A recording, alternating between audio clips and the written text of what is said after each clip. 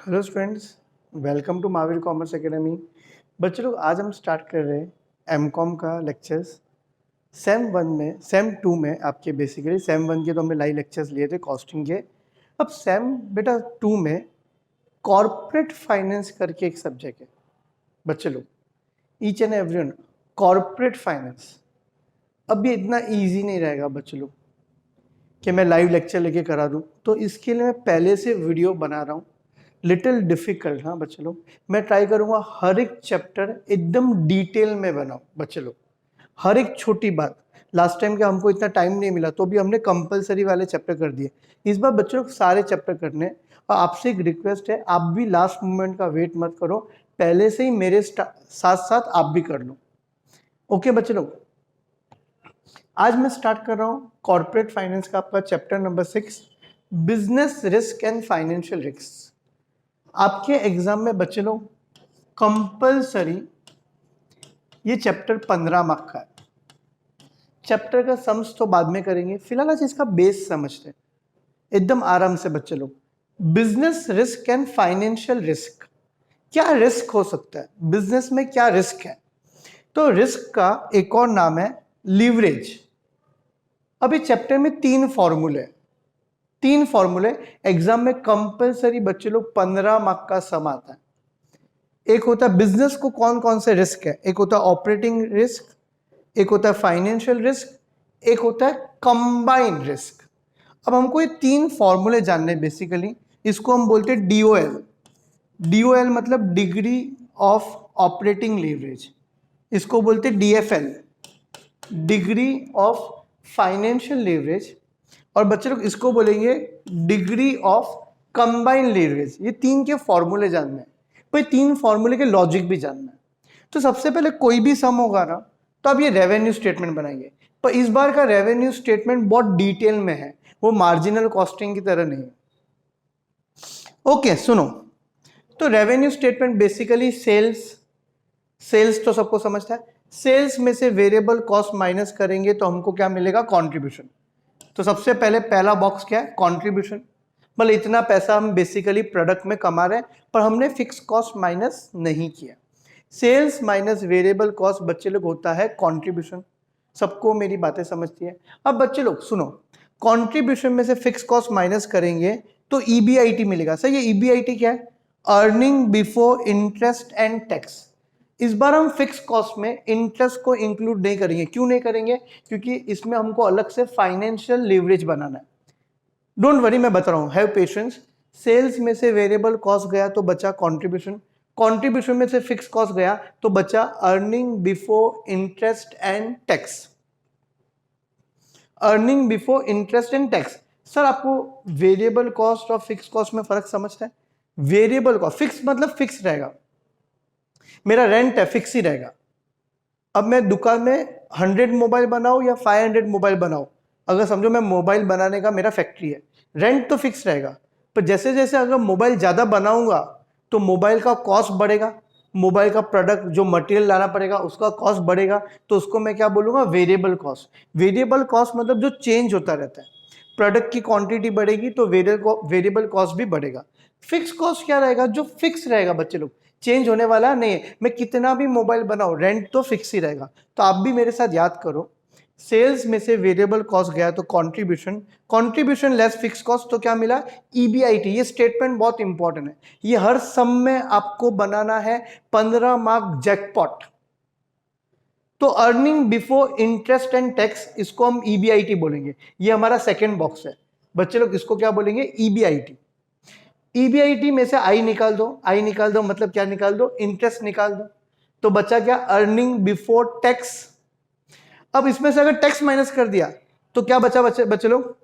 Earning available to owners, या ऐसा भी बोल सकते हैं बच्चे लोग, इसको एक और नाम है, और EAT भी बोल सकते हैं। EAT मतलब अर्निंग्स आफ्टर टैक्स। सुनना बच्चे लोग, वेरी इंपॉर्टेंट। सेल्स में से वेरिएबल कॉस्ट गया तो कंट्रीब्यूशन, कंट्रीब्यूशन में से फिक्स कॉस्ट गया तो EBIT। EBIT मतलब earning before interest and tax. इस बार इस चैप्टर में हम इंटरेस्ट को अलग से बता रहे हैं, फिक्स कॉस्ट में इंक्लूड नहीं कर रहे।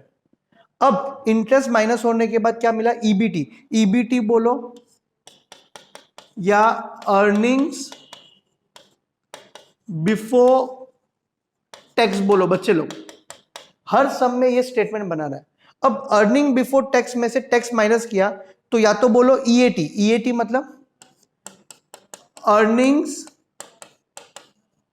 आफ्टर टैक्स बच्चे लोग, अर्निंग्स आफ्टर टैक्स, आराम से कोई घाई नहीं। लेस, अभी सुनो, अर्निंग्स आफ्टर टैक्स बोलो या अर्निंग अवेलेबल टू ओनर्स बोलो। अब मेरी बात ध्यान से सुनना, कंपनी में दो तरह के ओनर होते हैं, अगर आपको पता है कि नहीं मुझे नहीं पता। एक होता है इक्विटी और एक होता है बच्चे लोग प्रेफरेंस। एक होता है इक्विटी और एक होता है प्रेफरेंस। इक्विटी जो है वो मेन ओनर है, मतलब इक्विटी मतलब जिसको लास्ट में प्रॉफिट मिला तो मिलेगा, नहीं तो नहीं भी मिलेगा। अगर कंपनी लॉस में तो इक्विटी को कुछ भी नहीं मिलेगा। पर प्रेफरेंस कौन है, ये भी ओनर है पर इसको फिक्स डिविडेंड मिलेगा। ओनर्स को क्या मिलता है, डिविडेंड मिलता है, और जिससे हम फंड बोरो करते हैं उसको क्या मिलता है, इंटरेस्ट, आराम से। तो अर्निंग्स अवेलेबल टू ओनर्स में से अगर मैंने प्रेफरेंस डिविडेंड माइनस कर दिया तो क्या मिलेगा, earnings available to equity. Last में मेन ओनर कौन बचेगा, इक्विटी शेयर होल्डर। समझो एग्जांपल 1 लाख आया, कितना आया 1 लाख।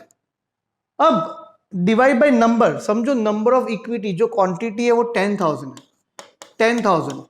तो अगर जो प्रॉफिट है उसको क्वांटिटी से डिवाइड करेंगे, 10,000 इक्विटी शेयर से डिवाइड करेंगे तो हमको मिलता है ईपीएस। ईपीएस बोले तो अर्निंग पर शेयर। 1 लाख रुपया है पर कितने लोग हैं, 10,000 लोग, तो 1 लाख डिवाइड बाई 10,000 करोगे तो आंसर कितना आएगा बच्चे लोग, ₹10। मतलब हर इंसान को, हर इक्विटी शेयर होल्डर को कितना मिलेगा, 10 रुपया। देखो सम्स करने से पहले आपको स्टेटमेंट का लॉजिक प्लस याद होना चाहिए। देखो स्टेटमेंट क्या है, सेल्स में से वेरिएबल कॉस्ट गया तो कॉन्ट्रीब्यूशन में से बच्चे लोग फिक्स कॉस्ट माइनस करेंगे तो EBIT, earning before interest and tax. इसमें से आई माइनस कर दो तो ईबीटी बचा, अर्निंग बिफोर टैक्स बोलो, बराबर। अब इसमें से टैक्स माइनस कर दो तो अर्निंग आफ्टर टैक्स बोलो या अर्निंग अवेलेबल टू ओनर बोलो। पर ओनर दो तरह के होते हैं बेटा कंपनी में, एक होता है इक्विटी और एक होता है प्रेफरेंस।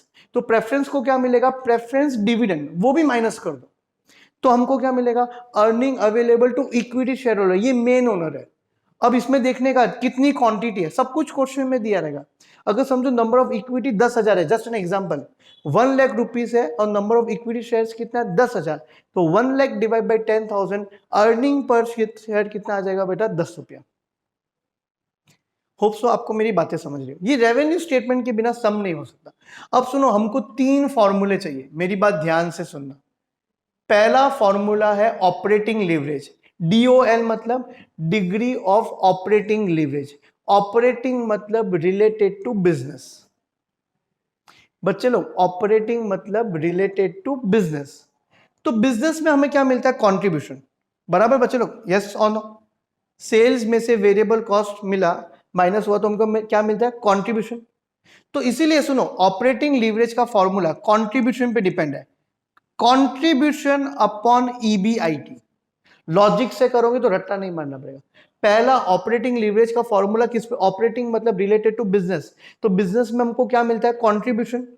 तो ऑपरेटिंग लीवरेज का formula contribution upon EBIT. Degree of operating leverage, इसका फॉर्मूला क्या है, सब लोग बोलो, कंट्रीब्यूशन बच्चे लोग अपॉन ईबीआईटी। ये पहला फॉर्मूला कहां से मिला, स्टेटमेंट से मिला। देखो मैंने एरो किया है, कंट्रीब्यूशन अपॉन ईबीआईटी। अब सुनो, सेकेंड लीवरेज क्या है, financial, degree of financial leverage. इसका भी लॉजिक समझो। ये फाइनेंशियल लीवरेज मतलब बेसिकली जिससे हमने पैसा बोरो किया, फाइनेंस, तो उसको हमें क्या देना पड़ेगा, इंटरेस्ट।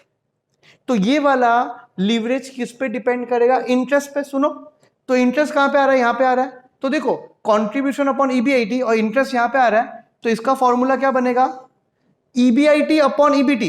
क्यों सर, क्योंकि इंटरेस्ट आ रहा है ना। फाइनेंशियल लीवरेज में हमको किस पे फोकस करना है, इंटरेस्ट। तो इंटरेस्ट के ऊपर नीचे कौन है, इंटरेस्ट किस पे डिपेंड करेगा, ईबीआईटी और ईबीटी पे। तो डिग्री ऑफ देखो, ऑपरेटिंग लीवरेज का फॉर्मूला कंट्रीब्यूशन अपॉन ईबीआईटी और फाइनेंशियल लीवरेज का formula EBIT upon EBT. Financial leverage का फॉर्मूला क्या हो जाएगा, बोलो, ईबीआईटी अपॉन ईबीटी। मेरे साथ साथ आप भी याद कर लो, ऑपरेटिंग लीवरेज का फॉर्मूला क्या है? देखो रेवेन्यू स्टेटमेंट से मिलेगा कंट्रीब्यूशन अपॉन ईबीआईटी, और फाइनेंशियल लीवरेज का फॉर्मूला है ईबीआईटी अपॉन ईबीटी। अब देखो एक सिंपल बात बोलता हूं, कंबाइन लीवरेज, कंबाइन में सिंपल करना है तो दोनों को इंटू कर दो, degree of operating leverage into degree of financial leverage. अगर फॉर्मूला चाहिए तो फॉर्मूला भी बना सकते हैं। सुनो, ऑपरेटिंग लीवरेज का फॉर्मूला क्या था बच्चे लोग? कंट्रीब्यूशन अपॉन ईबीआईटी, और फाइनेंशियल लीवरेज का फॉर्मूला क्या है? EBIT upon EBT. तो दोनों को कंपेयर करोगे तो ईबीआईटी कैंसल, कंबाइंड लीवरेज का फॉर्मूला क्या बन गया? Contribution upon EBT. Chapter 15 mark दिलाएगा, मैं तो इतना ही बोलूंगा। ये चैप्टर हमको 15 मार्क कंपलसरी, इसका एक सम आएगा। तो आज ये लेक्चर का मेन मकसद क्या था? हमने सम्स करेंगे, एग्जाम के सम्स वगैरह सब करेंगे, डोंट वरी। चैप्टर का मकसद ये था कि आपको 3 लीवरेज पता होने चाहिए। लीवरेज का मतलब होता है रिस्क। 3 लीवरेज, एक होता है ऑपरेटिंग लीवरेज, एक होता है फाइनेंशियल लीवरेज, एक होता है कंबाइंड लीवरेज। ऑपरेटिंग लीवरेज का formula contribution upon EBT, financial leverage का फॉर्मूला ईबीआईटी अपॉन ईबीटी। दोनों को इंटू कर दो। ये कहां से आया? यहां से आया, contribution upon EBIT, EBIT upon interest, EBIT upon EBT, क्योंकि इंटरेस्ट बीच में आ रहा है। फाइनेंशियल का मतलब भी होता है रिस्क, मतलब फाइनेंशियल मतलब ब्याज। सबको मेरी बातें समझती है। और दोनों को इंटू कर देंगे, रट्टा मारने की जरूरत नहीं है, दोनों को इंटू कर देंगे तो हमको क्या मिलेगा? Degree of combined leverage. तो आपको प्रॉपर नोट्स बनाओगे तो मजा आएगा। तो रेवेन्यू स्टेटमेंट देखो, चैप्टर का नाम क्या है? Chapter number 6, business risk and financial risk. Okay, पहले तो रेवेन्यू स्टेटमेंट, सेल्स में से वेरिएबल कॉस्ट गया तो कंट्रीब्यूशन, लेस फिक्स कॉस्ट तो ईबीआईटी, लेस इंटरेस्ट तो ईबीटी। ईबीटी मतलब अर्निंग बिफोर टैक्स, उसमें से टैक्स माइनस कर दिया तो दो बातें, अर्निंग अवेलेबल टू ओनर बोलो या अर्निंग आफ्टर टैक्स बोलो। अब ओनर दो तरह के होते हैं, एक होता है इक्विटी, एक होता है प्रेफरेंस।